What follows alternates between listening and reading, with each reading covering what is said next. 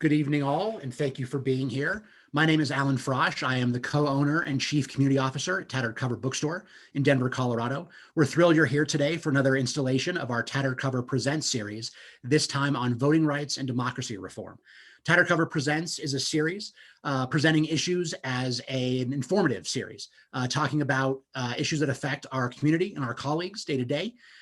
Tonight, we're very pleased to have an expert panel talking about one of the most prevalent issues of our time, access to voting, voting rights, and the history of the struggle to vote.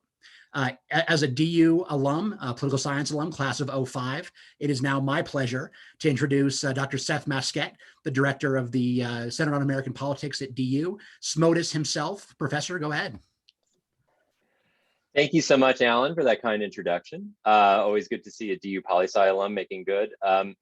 Thanks also to Tattered Cover for hosting this and so many other important conversations. So our democracy finds itself at a pretty dramatic crossroads on elections these days. In one sense, voting hasn't faced this many challenges in decades, maybe even centuries. There are at least 14 state governments currently engaged in efforts to restrict the franchise, stemming in large part from Republican losses in several swing states in last year's presidential election. These efforts range from shortening voting hours to stricter ballot signature requirements, to new voter ID laws, to even prohibiting people from providing snacks and water to those waiting in line to vote. At the same time, federal officials are pushing ahead with the For the People Act and other efforts that would expand the federal role to protect people's access to the ballot. So our conversation tonight is about this very debate. We've brought together a group of experts who include scholars, government officials, interest group leaders to discuss just what's at stake, how this all fits into history, and what you can do about it. We'll be discussing some of the specific aspects of this debate right now, and we will leave time for your questions. But first, our panel. We have with us tonight Amanda Gonzalez, who is the executive director of Colorado Common Cause, where she has helped lead the Just Vote Election Protection Coalition, the state's largest nonprofit election protection effort. Amanda holds a law degree from the University of Denver Stern College of Law. She's also served as a board member for Focus Points Family Resource Center, United for a New Economy, the Colorado Hispanic Bar Association, and the Colorado Fiscal Institute. In 2015, she was named the Colorado Hispanic Bar Association's Outstanding New Hispanic Lawyer. And in 2019, she was named one of Denver Business Journal's 40 Under 40. We also have with us Amber McReynolds, who is one of the country's leading experts on election administration and policy. She's the former director of elections for the city and county of Denver, Colorado, as well as the founding CEO for the National Vote at Home Coalition the National Vote at Home Institution and Coalition. She was recently named a governor for the United States Postal Service. Amber was recognized as a 2018 Top Public Official of the Year by Governing Magazine for her work to improve the voting experience in Denver. She was recognized as one of the top 25 most powerful women in business in Colorado in 2020. She holds a Master's of Science from the London School of Economics and Political Science. Finally, we have with us Celeste Montoy, who is a professor in the Department of Women and Gender Studies at the University of Colorado at Boulder. She holds a doctoral degree in political science from Washington University in St. Louis. She also serves as the faculty director for the Miramontes Art and Sciences program. Professor Montoya's research primarily focuses on the ways in which women and racial minorities mobilize to enact change. She's the author of the Oxford University Press book, From Global to Grassroots, the European Union, Transnational Advocacy, and Combating Violence Against Women. She's also currently a co-editor of the American Political Science Review, which is the flagship journal in political science. So here's how this will work. We'll go over a series of questions now about some of the issues affecting voting rights across the country. We'll leave the last 20 minutes or so for your questions. But if at any point you do have a question, please feel free to use the Q&A feature that's at the bottom of your Zoom screen, and we will get to those when we can. So if we can, Celeste, I would like to start with you. I was hoping you could give us a brief idea of the history of voting rights and reform in the US. That is, the questions that we're dealing with today over access to the ballot. Are these the same questions we fought over in the past, whether that's related to civil rights or the suffrage movement or something else? How unique is this moment in US political history? Are there important parallels we should be considering? Yes, so thank you, Seth, for having me here and for the question. So unfortunately, this is not the first time we're dealing with this issue in the United States. Throughout our history, we've been more of a partial democracy than a full democracy. And so ever since the 15th and the 19th Amendments, which expanded the franchise to based off of race and also in terms of gender. Since then, there have been multiple times in our history in which there have been pretty concerted efforts to restrict people of color from voting. And so one of the first time periods where we really see this kind of happens right after we have the 15th Amendment getting passed. And we see the franchise being expanded to Black men, primarily in the South. And so right after that time period, we see this a lot of men registering to vote, running for office. In the South, about 1,500 Black men were elected to public office. In places like Louisiana, almost 100% of eligible voters registered to vote. And shortly thereafter, we start seeing this backlash happening. So we just we just recognized the anniversary of the Tulsa Massacre. And part of the backlash that led to that also happened in terms of political participation. And so we see the ushering in of Jim Crow, in places like Louisiana, where there was that 100% registration rates, we see new legislation and practices adopted. And so that number drops down into the single digits and stays there for a few decades. In the 1920s, we see what was happening in the South actually spread throughout the country into the West, into the Northwest. And there's this racial backlash against people of color, Asian Americans, Mexican Americans, Native Americans, immigrants, and with that, we see some of those practices that we associate with the Jim Crow being adopted elsewhere. Poll taxes, literacy tests, grandfather clauses, voter intimidation, some of the violence, right? Some of the violence that's associated, especially in the South, was also a part of the West, right? We see lynchings happening in California of Asian Americans and in the Southwest of Latinos. And so we see that time period and that the 15th Amendment and 19th Amendment really meant very little to these groups. And it's really the Voting Rights Act that kind of establishes a lot of those democratic rights to groups. And so for a while, the Voting Rights Act, it didn't stop suppression entirely, but it slowed it down, right? It was a powerful tool, especially the pre-clearance provision that states couldn't just pass whatever they wanted. It had to go under federal scrutiny, especially in places where there were these long histories or even more recent histories of voter suppression. The second wave happens more in the 2000s, right? So we see see this happening in Jim Crow. We see it happening in the early 1900s. We see the Voting Rights Act come to address this issue. But in the 2000s, after Barack Obama is elected, right, and he's elected with this multiracial coalition, that's this mass mobilization that happens. And we see this mobilization that's even overcoming some of that local suppression that's still happening. We see another wave of legislation being passed, right? In 2010, there's this red wave in the state legislatures, and we see legislation being passed. Voter identification becomes a new thing. We see a shift in rhetoric from voting rights to voting privileges. And we see a lot of problematic practices. We see voter purges. We see even in places where they don't change the legislation about voting rights or about the voter ID, we see the problematic practices at the polls where people are told that they need to do things, and that this really ends up, having an effect. And then in 2013, with the Supreme Court ruling, the 5-4 split of the conservative court justice on Shelby v. Holder, we see the rolling back of the Voting Rights Act. We see the removal of the pre-clearance provision. And then after that, it becomes much more difficult to fight some of the suppression efforts that are happening at the states. It shifts the burden of proof from states trying to justify restrictive voting laws to voters and to voting rights groups to do this. And so that really set the stage for then what happens in 2020, right? We see another wave, a mass wave of mobilization. We see this multiracial coalition of voters who previously maybe haven't participated as much, getting registered, showing up to vote. Even in places where some of those restrictive laws, they're able to kind of overcome them.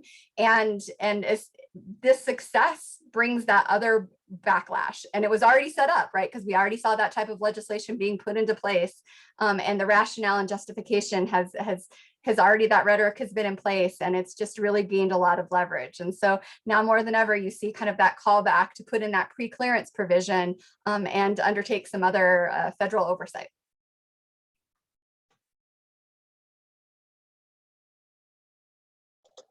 Thank you for that history. That was really helpful. So at this point, Amber, I'd like to jump over to you if we could. Can you give us an idea, based on your experiences here in Colorado, particularly, of some of the challenges of making sure that people can vote and that ballot fraud is minimized in a state where, historically in Colorado, elections have been pretty well run. I was also hoping you could give us an idea just how common or uncommon voter fraud actually is. Well, thank you for the question, Seth, and it's great to be here with everyone tonight, and thank you to the Tattered Cover for hosting this. First and foremost, I ran elections for 13 years as director and a few other as deputy as well in Denver. And when I first got to Denver, Denver was not what it is today at all. Denver elections was run actually pretty poorly. It was plagued by very long lines and problems the first year that I was there. And I ended up being, joining leadership and rebuilding and restructuring the organization to make it better. And that then led to our leadership in redesigning our laws, fast forwarding to 2013, all in an effort, which I talk about all the time. And I actually talk about this in the book that I wrote and co-authored that came out last year, all in an effort to put voters first. And that's really what, as I see the sort of attacks on our democracy that have really spiraled since the 2020 cycle, whether it be vote by mail, the postal service, Dominion voting systems, whatever, pick your topic. There was lies and conspiracies and disinformation. And largely that's been driven because people have forgotten that our goal should be, with policymaking, with process design, with technology, with innovation, to put voters first and design policies that are what I call faster, that's my acronym for it, but fair, accessible, secure, transparent, equitable, and reliable. All those values matter equally. And what we're seeing right now around the country, and my organization's obviously been leading in a lot of these states with regards to defensive or offensive postures around policies. But what we're seeing is an imbalance of those values. And we're seeing that folks are basically using conspiracies and lies with then an effort to restrict voting in the name of election security. And what I always share is, if you're making the process less accessible or less convenient for voters or putting up barriers for voters, you're not at all making it more secure. In fact, you're actually making it less secure because you're reducing the opportunities that voters have. And with what we did in Colorado, I mean, our overhaul of our election policies back in 2013 was not just vote by mail. I mean, we looked at it in a comprehensive way. We reformed and modernized voter registration and made sure that our voter records were accurate and up to date with the use of automatic voter registration, same-day registration, national change of address database information from the Postal Service, all in an effort to further secure the process. Then when that ballot's ready to go out, we already know where people are. We have far fewer issues than a lot of other states have, because by design, we connected voter registration to the act of voting, to the in-person voting process, made it more secure, made it more convenient, made it more equitable, made it more reliable, and then ended all of that with being the first state to implement risk limiting audits. And in that process, demanded of our voting system provider, which in Colorado, it's Dominion Voting Systems, which is based in Denver, but with them, in partnership with them, design new technology to support all of that and implement by far the highest level form of auditing. And that has really, I think, reinforced the trust and the confidence that Colorado voters have in our process. And And certainly, I think other states should try to replicate a lot of that, because we really did balance it out correctly. And that's, you know, what we're certainly advocating for in other states and the federal level, again, in an effort to put voters first and further create trust in the process, which is so important for everyone. Thank you for that. That's really helpful. Okay, so sorry. I would like to turn to Amanda with a question I have about basically what groups like Colorado Common Cause and others are doing to address voting restrictions and what they can do. There's a pretty common finding in political science on the topic of voting restrictions, and that often voting restrictions don't have much of an effect, in large part because voters and activist groups respond to them and adapt to them. And they work to sort of overcome some of those restrictions. I'm wondering if you could give us an idea of how this works. Could it work in the future? Is this something we can rely on going forward? Yeah. So Colorado Common Cause has been working for open, honest, and accountable government for the last 50 years. We're actually a membership-based organization, and we've got about 24,000 members throughout Colorado. And I think that, you know, our election laws in Colorado not only illustrate what fantastic election administrators we have in the state, and I will count Amber among them, but it also illustrates the importance of people power, right? That it also requires a significant amount of organizing and engagement in order to get really good laws and to combat the really bad ones. I think and so I will always believe that people can overcome, right? We have seen white supremacist policies masquerading as democracy since the foundation of our country. And we have also continually seen thoughtful, active, important resistance to those policies, right? And we've seen continuous improvement. And of course, Colorado is a leader in that. That being said, those efforts aren't easy, right? This is my full-time job. This is many other people's full-time job. Doing that organizing work, doing that outreach work, doing that education work that, you know, takes a lot of work, takes a lot of resources, and takes a lot of money. And so when I think about our ability to push back and on bad laws and to fight against voter suppression, right? We see that really successfully in cases where we have just rock star organizers and where we have resources that come into a state, right? And so where a state maybe isn't competitive, maybe it doesn't feel very purple at all, I wonder about what happens when those resources don't flow into those places, and then what tools advocacy groups have to engage voters and ensure that they are able to exercise their right to vote. Okay, thanks for that. I actually just sort of follow up, but I'll open this to anyone. When it comes to some of the voting restrictions that are being proposed right now, whether we're talking about voter ID requirements or limits on early voting, or even poll watchers or anything like that, what's of the greatest concern? What seems to have the largest effect in restricting the vote? In reducing the ability of legitimate voters to be able to actually cast their vote safely and fairly? Well, I'll jump in here. So we work nationally. We've been involved in various states. Georgia actually stands out as a state where we've been working in there for 2 years on a couple of fronts.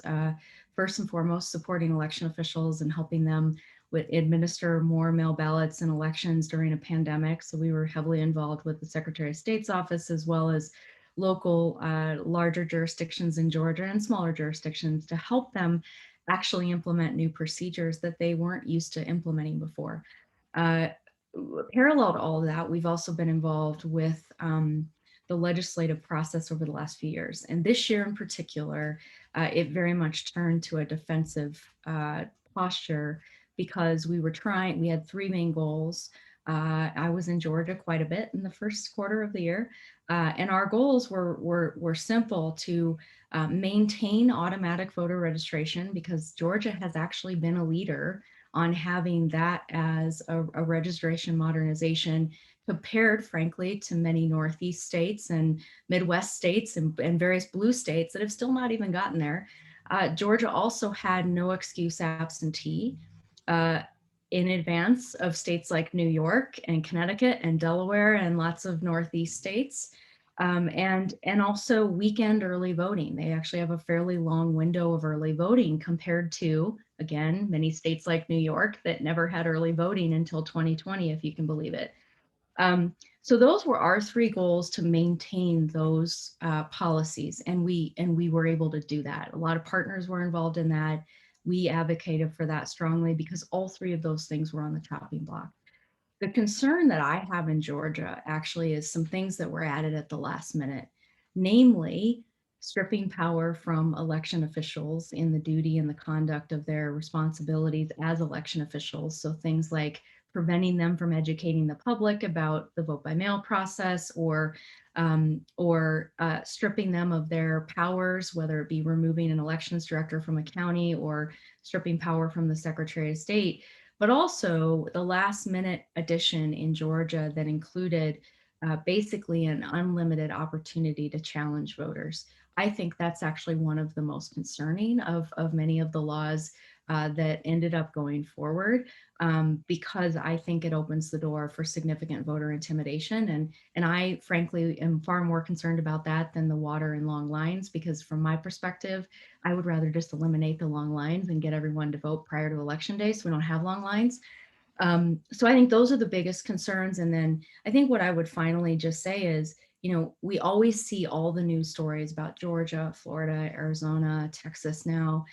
But I am not kidding when I say there are Northeastern states that have not provided many options to voters historically, New York being one of them. New York had 7-hour lines in New York City in 2018 in a midterm election.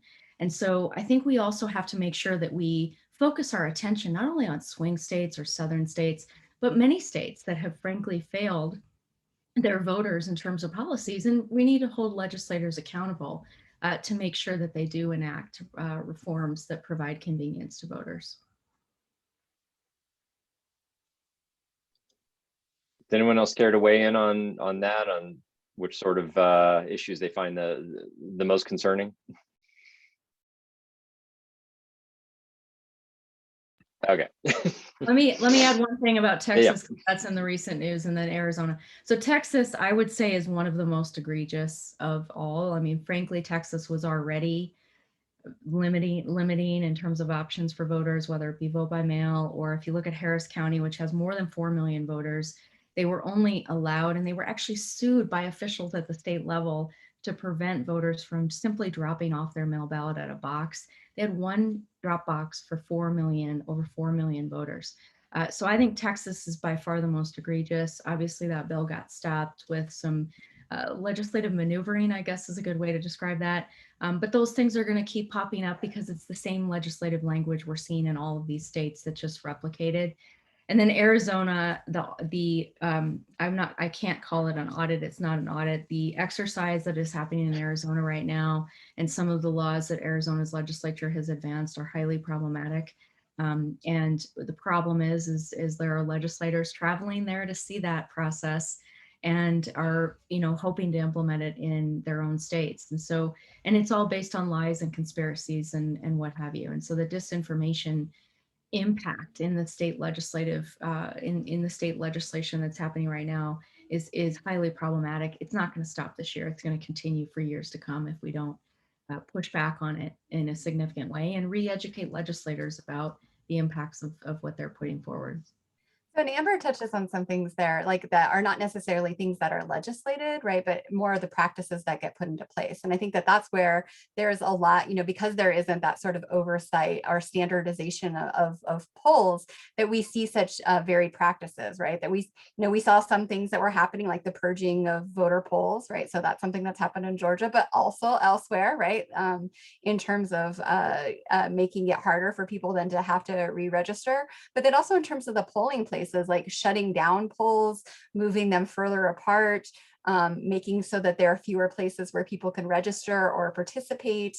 There was a case in 2016, I believe, in Kansas, where there was a town that was predominantly Latino, and they moved the polling place outside of town and off the bus routes, right, to make it more difficult for people to be able to get there. And we see that happening, right, where there's fewer polling places that are creating these long lines and making it difficult. And it has all sorts of disproportionate impacts in terms of, if you're closing the window in which one people can participate and the ways in which they can participate and the places they can participate, it's going to make it harder. And even if you have these heroic efforts, right, where people are willing and showing up ready to stand for 12 hours, not everybody can do that, right? Not everybody is physically capable of doing that. Not everybody has the childcare or, can take that amount of time off work in order to participate in it. And it ends up having these really detrimental impacts, as well as people's faith in democracy, right? In terms of if you're having to fight that hard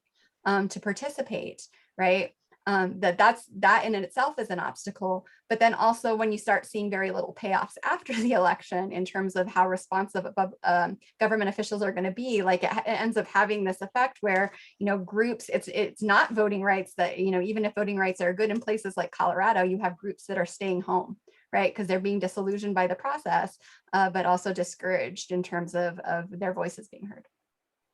I think that's exactly right. I was going to say that is one of my biggest fears, is that people become disillusioned, or they don't think that their voice matters, or they don't think that organizing matters, that they don't realize that banding together with their neighbors and holding their elected officials accountable are the way that you protect your rights and that you improve laws, right? I am a critical race theory nerd. And one of the sort of central questions within that field of study is really, can you win at games for which you don't make the rules, right? And I think that we have a number of legislators in these states like Georgia and Texas and Arizona who are just seeking to continually change the rules. And I think that that can be very disheartening to voters. I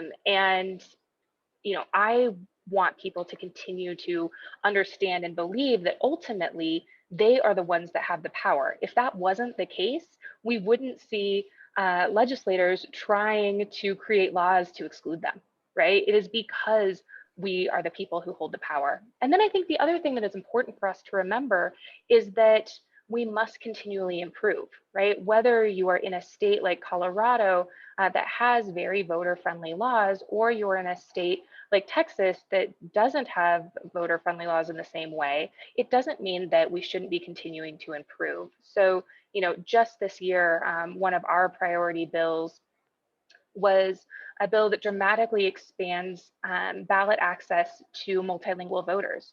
So in Colorado, it was really only 4 counties that were required to translate election materials. And we expanded the availability of those translated materials to about 22 counties in this next election, right? So there are always these places where we can and should be improving, and we need to be continuing to ask ourselves, is this system working?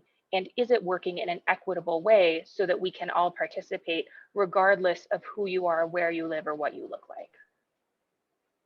So thanks for that. I'd actually like to do a follow-up question. One of the things that Amber had brought up in her answer was a concern that there were states in which election administrators were being overruled, or they were taken out of the of important political decision-making process. And this is actually a thing I think does not get a lot of attention from the media, is just who are election administrators. That is, we have a sense, each state has a secretary of state who somehow plays a role in elections. In some places, those are, many places, those are elected officials. Some they're partisan, some they're nonpartisan. But below that level, who exactly are election administrators? What is their motivation? Who do they serve? And how do they go about doing their job in what often must be a fairly contentious environment? Well, let me jump in here. So this is actually a topic I've been working on nationally with a couple of different groups. I mean, first and foremost, the United States is actually pretty unique with the amount of partisan officials that we have in the administration of a process with regards to elections. As you mentioned, there are models that vary by state in terms of whether it's a state board of elections like in New York, or it's an appointed Secretary of State like Pennsylvania and Florida, or it's an elected partisan Secretary of State like in Colorado or California. There are variances, and there's actually a lot of discussion right now about that model at the state level and whether or not it still makes sense. And part of the reason for that is if you look back over the last 20 years or so since Florida 2000, when the Secretary of State in Florida was actually garnered a lot of attention for her involvement in the Florida 2000 race, we have seen a number of secretaries of state that have co-chaired the presidential reelection campaigns in their states while they were serving as Secretary of State. We've seen a number of them go on to run for governor. In fact, the Secretary of State of Colorado did that under Scott Gessler did that in his tenure. Chris Kobach did that. Brian Kemp did that. We've seen a number of governors. We've seen even a few announced in the last week that are currently secretaries of state. They're going to go on to run for governor. So there's been a lot of, and you look over the last 20 years, just a lot of conflicts that have sort of risen that have, I think, created some of the mistrust and what have you. Those secretaries can be as nonpartisan as they want, but just the simple fact of an R or a D next to their name can sow doubt on the other side of the political spectrum, regardless of what they say or do. And that extends to the local level. Some are hired, some are appointed, some are elected in partisan races like we have mostly in Colorado, except for 2 counties. So all of that being said, there is significant conversations happening about governance of elections at the federal level, at the state level, at the local level, and what it should look like and how we can put some guardrails around all of it to make sure that the ethical standards are higher than other maybe elected officials in terms of their activities. And then also this has really popped up since elections were deemed critical infrastructure in December of 2015 or 2016, I'm sorry, as President Obama was leaving the White House, he designated elections to be critical infrastructure. That has now set off a whole nother bit of activity that has looked at the security of elections, cybersecurity, and has looked at securing the infrastructure in a different way. And that by extension includes the people that run the process. So there's a ton happening on this. There's a very big debate about what is the best model. But the United States is pretty unique when you look at other modern democracies in terms of how the governance and the structures around the conduct of elections actually work. And certainly, I think there needs to be more clarity around the role at the federal level. The EAC and the Election Assistance Commission that came out of the HAVA in 2002. There's been a lot of issues if you talk to election officials about their role, how strong they are, how strong they're not, and what that should look like going forward. So I think this is going to be an exciting conversation that will continue. And I think it's one that we really do seriously have to have because it plays a major role in how the election officials are viewed by the public. So we've received a question from a viewer about, do we have evidence of voter intimidation in Colorado, either now or historically? I'm also wondering, like, if I could just sort of tack on to that question. One of the movements we've seen in some of these state elections restrictions is the introduction of poll watchers. That is people who I guess have more power to directly observe what's going on or potentially intimidate voters or intimidate ballot counters. And I'd like to get a sense of sort of like how, is there much of a history of this in Colorado? Do we see this recently, or how much of this is going on in other states? And I'll really open this up to anyone. I can speak to that. So Colorado Common Cause leads the Just Vote Election Protection Coalition. So it's a coalition of people and organizations who care about your right to vote. We're totally nonpartisan, don't care how you vote, but we just want all eligible voters to be able to cast their ballot and have that ballot accurately counted. And as part of that program, We train about 6 dozen or so attorneys every election cycle to answer a hotline in English and Spanish. They also take text messages. And it gives voters a resource if they are experiencing intimidation in any way. Often those calls are something simple like, I don't know where to drop off my ballot. And that's great. Those are the kinds of calls that you want, right? Is like, yep, let me just get you the information that you need. But we do have voters who have negative experiences when they're trying to vote. Sometimes that's a simple misunderstanding, and sometimes it's something that is more concerning. But I think that just underscores the importance of clear laws that are voter friendly and transparent processes so that everybody understands how the system works, they understand how to get help, and they understand exactly what's happening so that they can have confidence in the system itself. Thanks for that. So let me add on to that.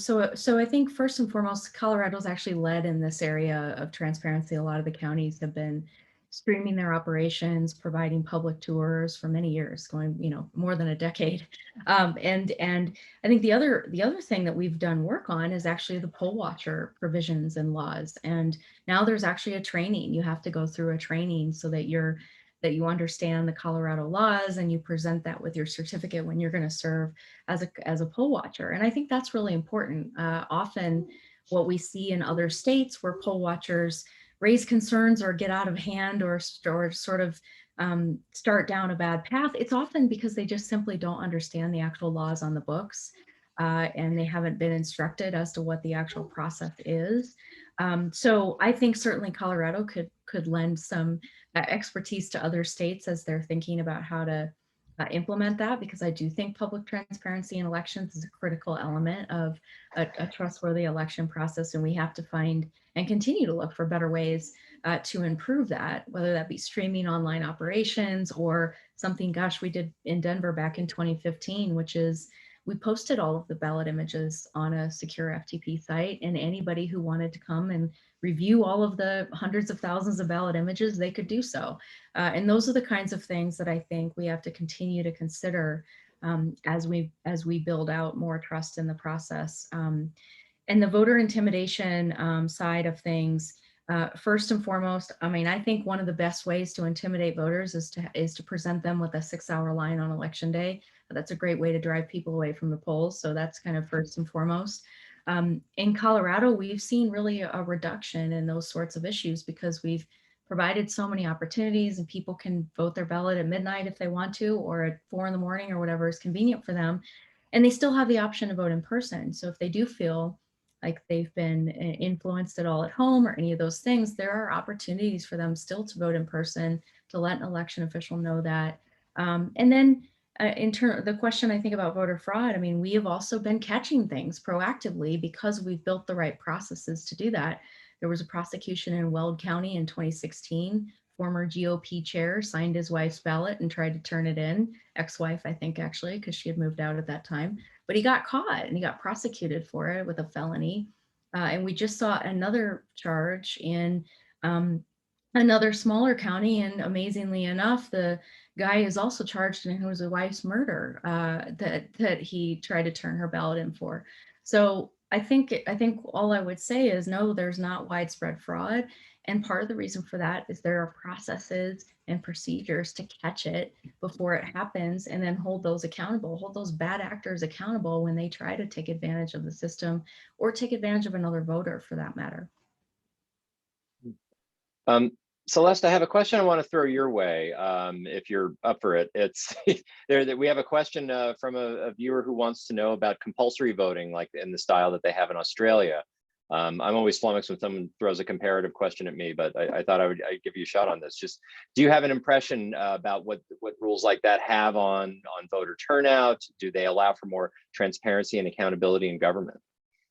Oh, I don't know if I could fully authoritatively speak on that, but I do know that there's definitely some hesitancies on that in terms of it. It doesn't necessarily increase participation in the way that people anticipate that it will. I think that there are things that we could do instead of compulsory, like the automatic registration, right? That that still kind of, allows people to make some decisions in the process, but where they don't have the obstacles, that makes it easier, right? I think that, really by addressing some of the obstacles that are in the way, making it easier to vote, that will go a lot further.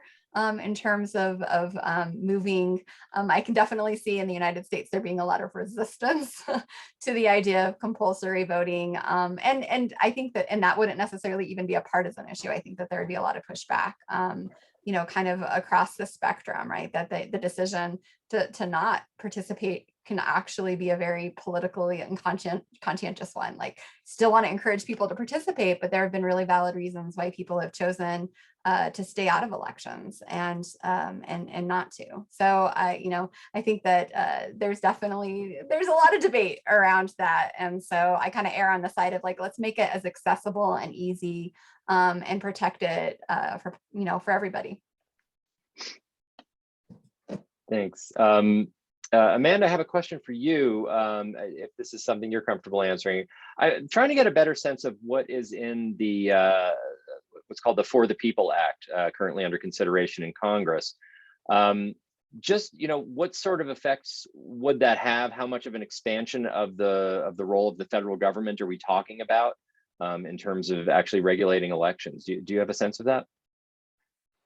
Yeah, these bills in Congress right now really feel like a once in a lifetime opportunity to improve our system. As we've discussed today, we have this patchwork of election laws throughout the country. And to some extent you need that, right? That different states have different cultures, they have different populations, they need laws that are responsive to them.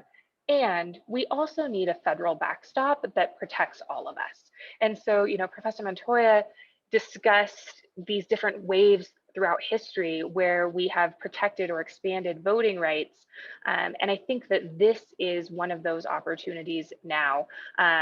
I can probably prop in the chat a really detailed outline of HR1 because it's a really big deal and there are some very exciting changes, many that implement some of what we've seen as best practices here in Colorado around voter-centric laws. And so instead of trying to read you a 6-page bullet-pointed fact sheet about what is and isn't in HR1, I may just pop something in the chat in a minute here, but I do want to say that it really could serve as that backstop to ensure that we don't have states that are creating laws in an effort to suppress voters. And I don't know if Amber or Celeste, if you wanted to add to that, because I know that you're both probably pretty immersed as well. Yeah, I would just add, we've been heavily involved in trying to suggest improvements to S1 and HR1, primarily because it was written a couple years ago, and there were actually not election officials involved in the drafting of it or at the table, frankly, during the process. So there was actually a lot of administration issues in the first version a couple years ago, and then there's been a few renditions since, and now some additional amendments. So we've been very involved in trying to make recommendations on how certain elements could be improved so that they can actually be administered in the timeline allocated and successfully rolled out in various states. The other thing I would say about it is many states have a lot of the provisions in S1. So red states and blue states already have a lot of what's in there. And so there's some really good things really that have been pulled forward from various states around the country and outlined in S1. I think the other reason that it is important that we do move forward federal standards at this moment in time is part of the reason that disinformation has been able to spread so widely in our democracy and across our country is because the rules vary so much by state. And people get confused. You can't hear the same message on the national media. One state has a 7-day deadline for absentee ballots, another state has a 14-day, whatever it might be. It's confusing to voters, and that disinformation can really spread widely, kind of like a wildfire, when there are not standards. So I think that's another big reason why it's so important. And then there's also a historical significance and a historical precedent for this happening. All of the federal legislation to date has been bipartisan. Voting Rights Act, the Help America Vote Act, the UOCAVA Act for military and overseas voters, the UMOVA Act for military and overseas voters, even the SAFE Act last year with the money allocation that went to states, the ADA. I mean, we could go on MVRA back in the 90s, which clearly didn't anticipate online registration. But, you know, all of these federal legislative provisions have been bipartisan up to this point.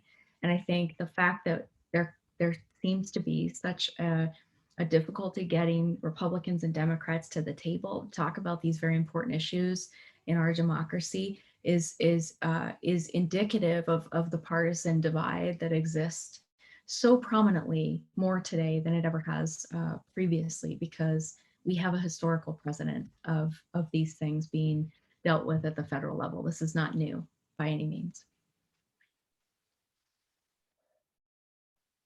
Do any of you see a possibility for some form of online voting in the near future? I know the concerns about fraud are obviously very important with that, or, you know, or hacking or something like that. But at the same time, you know, we're constantly looking for, you know, convenience and just giving people, you know, more options for casting a vote. Is this something that's potentially realistic in the near future? You know, one of the bedrocks of our system in Colorado is that we have paper ballots, right? When you hear horror stories in other states about, oh, we don't know if those votes were counted accurately, we don't know if they were you know, those sorts of transparency issues. One of the things that we have in Colorado is that every single ballot is backed up by paper. And I think, as Amber mentioned at the beginning, we were the first state to implement a risk limiting audit, where this is the audit that ensures or tells us, you know, a level of confidence that we can have in our election, that those votes were counted exactly how somebody filled out their ballot. And so those would be my concerns presently around returning ballots electronically. In Colorado, we do have ways that people can access their ballot electronically if they're a military and overseas voter, if they're a voter with disabilities who needs to use accessible technology in order to vote their ballot privately. So we do have some of those ballot delivery methods that are sometimes electronic, but I would be really concerned about the security around returning a ballot electronically. That being said, technology is continuing to improve, and I think we are all looking for innovations. And I hope that, you know, those innovations where we can have secure elections as conveniently as possible, I hope we get there one day. I don't think we're there today. I don't think that we will be there in the very near future, especially when election security is top of mind for all of us. And so I think that it's policies like an extended period that you have to vote, options where you can vote by mail, you can drop off at a drop box, or you can vote in person, right? Making all of those systems work for everyone are what's really important today. And I think I would just add, I think on the security front, I mean, first off, we do have forms of electronic transmission happening because voters, frankly, there are a set of voters that actually need it. Paper ballots are not accessible for every voter, and the timeline for getting a paper ballot overseas doesn't work for most military voters, especially those that are on submarines, aircraft carriers, in the desert, wherever it might be, or on missionaries or any other overseas voting situation that might be difficult. So the reality is we've got a need, and that means that we have to put not only systems in place, but procedures and processes to protect the system.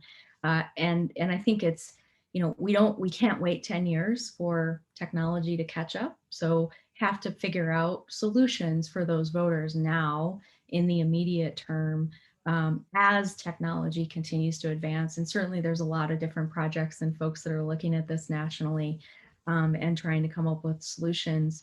But that, you know, chain of custody is a critical reason why it, you know, I always hear people say it's like online banking. It's the same thing. And I'm like, no, it's not, because online banking, we tie the transaction to you.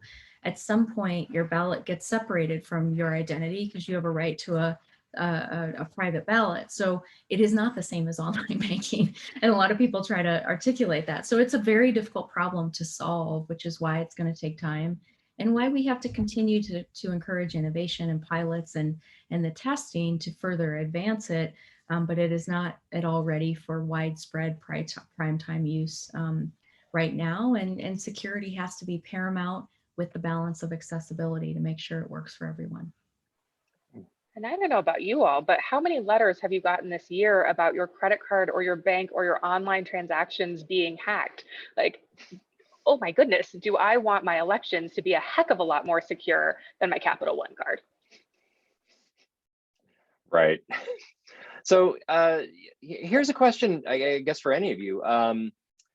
In terms, so I recall from last summer, fall, there were a number of political science studies coming out and articles about just what we knew about mail-in voting and who it helped, whether it, and there was some studies showing that it tended to boost turnout at least slightly. It didn't seem to be provide an advantage for one party over the other. But a lot of this evidence was based on just a handful of elections in a small number of states.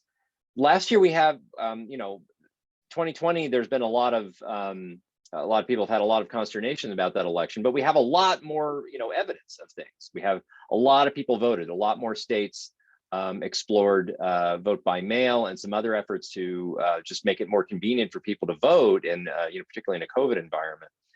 So I'm curious what we learned from 2020. Is there new evidence about vote by mail and other sort of alternative voting methods, about just any sort of effects it has, who it seems to help more than others? I'm curious what you've seen on this. Well, let me answer quick because we've done a lot of work on this. So I think first and foremost, the largest state in the union and the most diverse state, California, rolled out vote by mail. So now there's even more evidence of the impact on various communities and different age demographics and what have you, given the large population in California and the diversity of California as a state overall. And so that is sort of interesting. There's a lot of very specific studies to California that are coming out. They're saying a few things. Number one, there's not a partisan impact. So both parties benefit from having the option for their voters to vote by mail.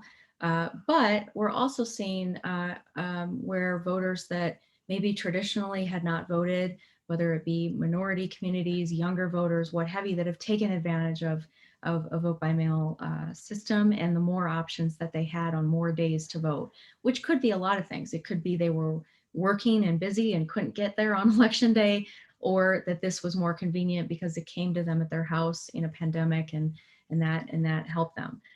We're seeing similar types of research around the country. But the bottom line is it does not have a partisan impact one way or another. It benefits all, it boosts turnout amongst all. And then we are seeing in the traditionally marginalized communities or younger voting populations where they traditionally have a much lower turnout than voters over 65, when options were expanded for them, especially in states where it was restricted unless you were 65 or older, they took advantage of it and their turnout went up. And so we do see a correlation between vote by mail and turnout overall increasing, but not a partisan advantage. Now, the one thing on the partisan advantage is I think that the former person that was in the White House constantly berating vote by mail for many months probably hurt the use of it within his specific group of followers. They probably didn't use it as much. And there is evidence that many of them did not show up to the polls to vote, especially in Georgia. So, I think those are the kinds of studies too that we'll continue to see come out. But from what we can tell, there is not a partisan advantage. It benefits all voters equally, which is important for moving options forward, is to continue to focus on that real data that matters in the legislative process. I think 2020 really only confirmed what we'd already been learning in Colorado, which is that a one size fits all election isn't what works, right? That we need to make your ballot accessible. You need to be able to vote it in a way that works for you. And that might be different even for everybody on this panel.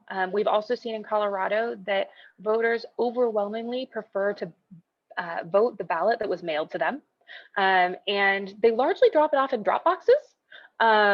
that's sort of seems to be the preferred method in Colorado. But that's really across the board. That's about 95% of voters are voting the ballot that was mailed to them.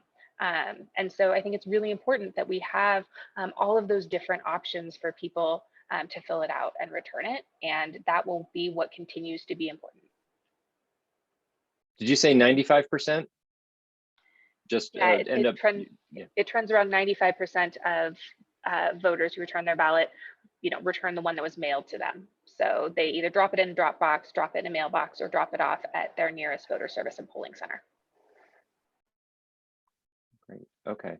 So I guess I think we have time for one more question, and I'd love basically all of you to weigh in on this if you don't mind.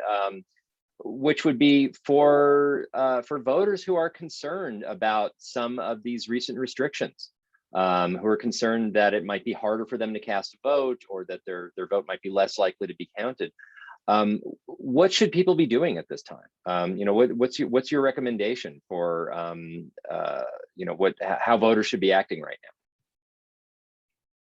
I think one of them is to be proactive in terms of learning the availabilities within your states and localities. And so this is where organizations like Common Cause and there's also a plethora of other ones are really important because they provide a lot of that information. As well as government officials do as well. You can go to the Secretary of State webpage in Colorado, and there's a lot of useful information. And but there's also local groups, right? Especially if you're wanting to meet with people that you're more familiar with, who maybe are from your community. There are a lot of people that are active, and it's so important. I think that it's not always the laws that are the obstacles, but just people's knowledge of the opportunities and availabilities, that there are people who are willing to help you navigate the system. If we can simplify the system so there's less to navigate, that's all the better. But even in the places, like we said, that where voter suppression is high, there are groups that are actively working to make sure that people can get to the polls. So there's definitely a lot of information out there. There's a lot of information in multiple languages as well. Yeah, I would just add engage. That's the first one, whether it be with an organization. We're certainly doing a lot of work on this front. You can follow our social media pages and share the stories and the information.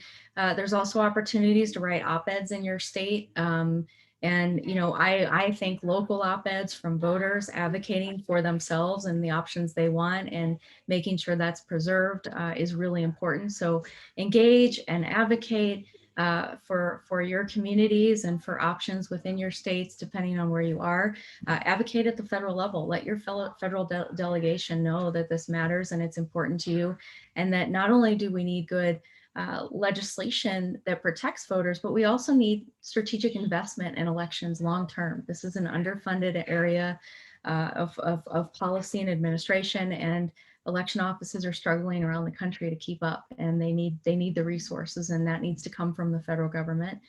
And then finally, if you haven't yet, I would encourage anyone that is listening to serve as a poll worker. There, election offices around the country, even in Colorado, are always trying to find people that are dedicated to serving the public and want to provide public service. It does require a few days in a place like Colorado, but if you have an opportunity to do that, it's a wonderful way to engage, or even go tour your elections office so that you can learn more about the process. But do whatever you can to support local election officials, whether that's working as a poll worker or boosting the information they're sending out, because they're the most trusted sources of information, and they are the ones that are under the most fire right now from death threats, harassment, lies and conspiracies, whatever it might be. So do what you can to support them, because they're your neighbors and they need you to be a part of democracy as well. I'm going to briefly endorse that. I was a poll worker last fall. It was actually a great experience. I learned a ton, was able to help people out, and they actually pay, which shocked me. So that was a very positive experience. I'm sorry, Amanda, over to you. Yeah, that's good. Yeah, that's great. And absolutely get involved with your elections. If you're eligible to vote, vote. I will add that Even young people, so teenagers who aren't eligible to vote, are eligible to be poll workers in Colorado. So regardless of your age or background, it's an excellent opportunity to get involved.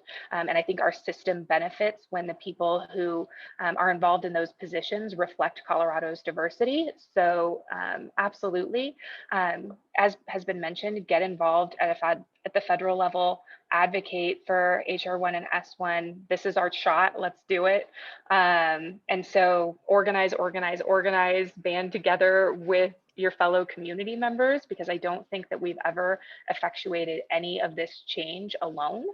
And then finally, I would say, absolutely pay attention to what's happening at your local level as well. Oftentimes, what's happening in a municipality or a county has the greatest impact on our daily lives.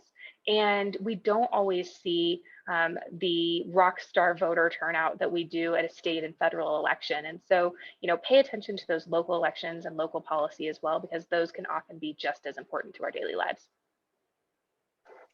Well, thank you so much. Thank you, Amanda Gonzalez, Celeste Montoy, and Amber McReynolds. I'm going to turn things back over to Alan right now, who I believe is going to help us say goodbye.